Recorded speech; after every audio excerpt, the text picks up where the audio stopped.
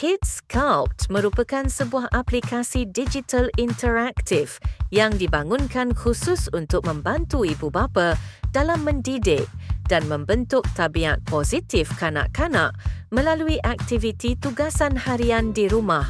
Aplikasi ini menggabungkan pendekatan gamifikasi, visual interaktif dan sistem ganjaran bagi menjadikan kerja-kerja rumah seperti mengemas bilik, menyusun kasut atau mencuci bilik air sebagai satu pengalaman pembelajaran yang menyeronokkan dan bermakna.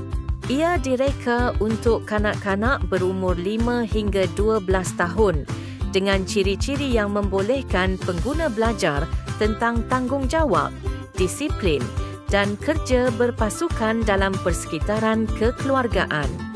Tujuan utama aplikasi Kids Sculpt dibangunkan adalah untuk menyediakan satu platform digital yang berfungsi sebagai alat bantu pendidikan tidak formal di rumah, khusus untuk membantu ibu bapa dalam membentuk disiplin, tanggungjawab dan tabiat positif dalam kalangan kanak-kanak melalui aktiviti tugasan harian. Aplikasi ini juga bertujuan untuk memperkenalkan konsep penjagaan diri dan kerja rumah sejak usia awal dengan pendekatan yang menyeronokkan, interaktif dan bersesuaian dengan perkembangan kognitif serta emosi kanak-kanak. Dalam pembangunan aplikasi Kids Sculpt, dua jenis dashboard utama yang diperlukan ialah dashboard ibu bapa dan dashboard anak-anak. Dashboard ibu bapa berfungsi sebagai pusat kawalan utama yang membolehkan ibu bapa memantau, mengurus dan menilai tugasan anak-anak. Melalui papan pemuka ini, ibu bapa boleh menetapkan senarai tugasan harian atau mingguan mengikut umur dan kebolehan anak, menyemak tugasan yang telah dilengkapkan serta memberikan pengesahan dan maklum balas yang berkaitan. Selain itu, dashboard ini turut menyediakan carta kemajuan anak, sistem ganjaran yang boleh disesuaikan serta notifikasi berkala tentang pencapaian dan perkembangan anak. Anak-anak akan mempunyai profil tersendiri yang disambungkan kepada akaun ibu bapa mereka. Melalui dashboard ini, mereka boleh melihat tugasan yang perlu diselesaikan, menandakan tugasan yang telah dilakukan serta menghantar laporan kepada ibu bapa untuk semakan.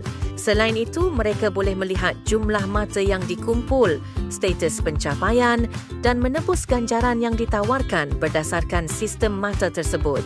Kaedah pengumpulan mata, point system dan pemberian ganjaran, reward system dalam aplikasi Kids Sculpt dapat dipraktikkan secara efektif melalui pendekatan gamifikasi, iaitu penggunaan elemen permainan untuk meningkatkan motivasi kanak-kanak dalam melakukan tugasan rumah.